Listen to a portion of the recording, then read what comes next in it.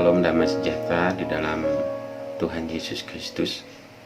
Kiranya kita semua ada dalam kasih karunia Tuhan. Kiranya kita semua masih Tuhan berikan senantiasa kesempatan bagi kita untuk bisa belajar memahami, belajar mengenal Tuhan kita Yesus Kristus dengan benar. Sebelum kita memulai, sebelum kita melanjutkan acara ini, kita akan berdoa kepada Tuhan. Bapa, terima kasih untuk kesempatan yang Tuhan berikan kepada saya dan kepada semua orang yang Tuhan izinkan untuk ikut di dalam acara ini. Kiranya Tuhan berkenan dalam kemurahannya memberikan kesempatan bagi kami semua boleh belajar mengenal Tuhan Yesus Kristus dengan benar. Roh Kudus, Engkaulah Guru, Engkaulah Penolong, Engkaulah yang menyingkapkan hal-hal yang terselubung dan yang membuka hal-hal yang tersembunyi. Aku patahkan segala kuasa roh-roh jahat yang ingin mengganggu. Aku usir keluar dalam nama Yesus, dan Roh Kudus bekerja bebas. Ini waktu-waktu Tuhan untuk boleh kiranya berkenan mengajar kami masing-masing dalam nama Tuhan Yesus. Amin. Nah, saudara yang dikasihi oleh Tuhan, kita belajar pada kesempatan ini dengan topik seorang penjaga. Saudara, penjaga adalah seorang yang bertugas untuk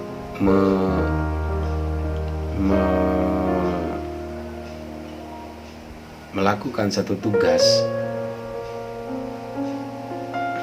memastikan bahwa apa yang dia jaga itu adalah aman,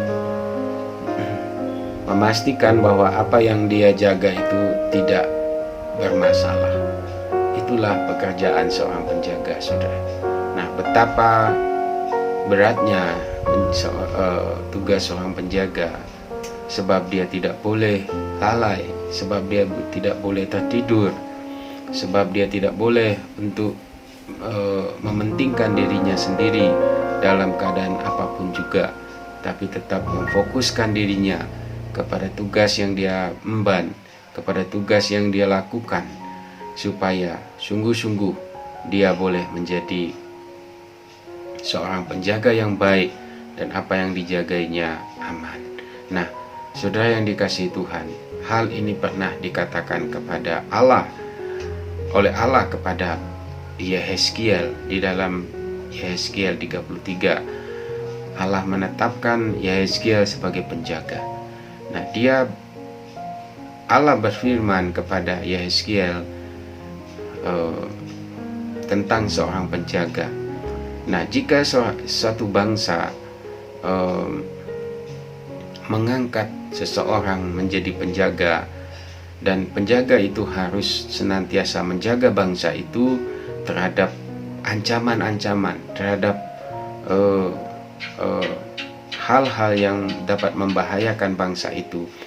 Jika penjaga itu melihat ada segerombolan atau ada musuh yang datang, penjaga itu akan memberitahukannya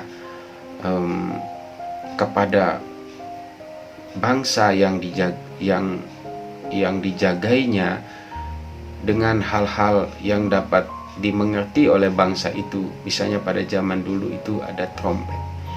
Nah, jika trompet panjang dialunkan, ditiup, orang-orang yang mendengar trompet itu berbunyi, itu sebagai satu tanda satu bahaya yang datang untuk negeri itu.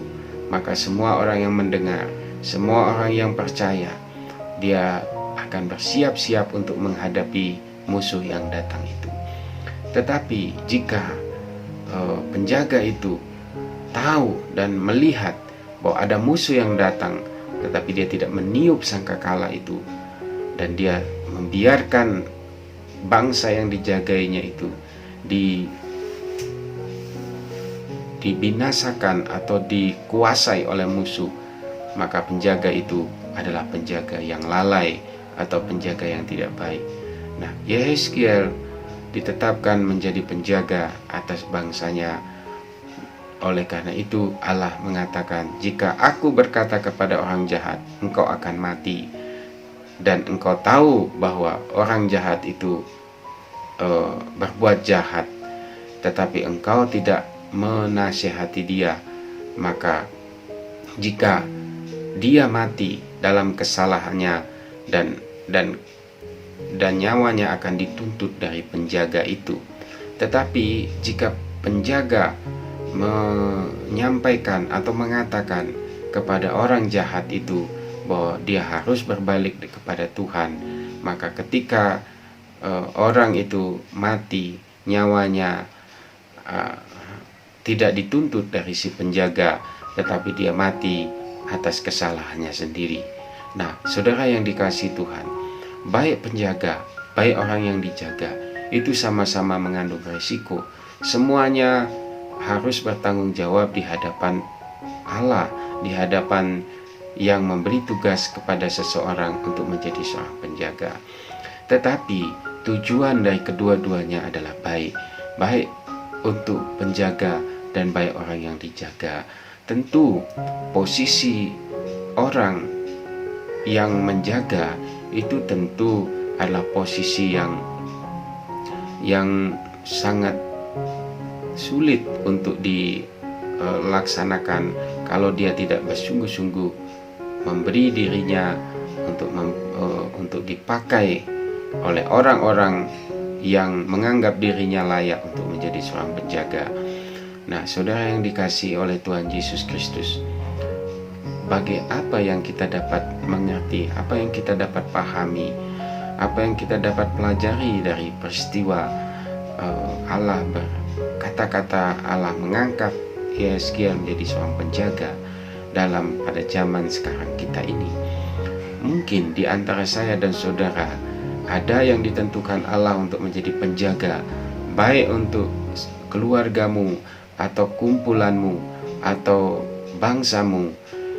Itu adalah satu kesempatan yang indah, satu kesempatan yang kudus, satu kesempatan yang mulia. Saudara dapat kesempatan untuk menjadi seorang penjaga. Oleh karena itu saudara, jika posisi saudara ada sebagai seorang penjaga, maka saudara harus belajar bahwa Allah sungguh-sungguh mengasihi saudara dan orang-orang yang saudara jaga. Sebab itu satu bukti bahwa Allah sangat mengasihi semua orang. Dia tidak mau satupun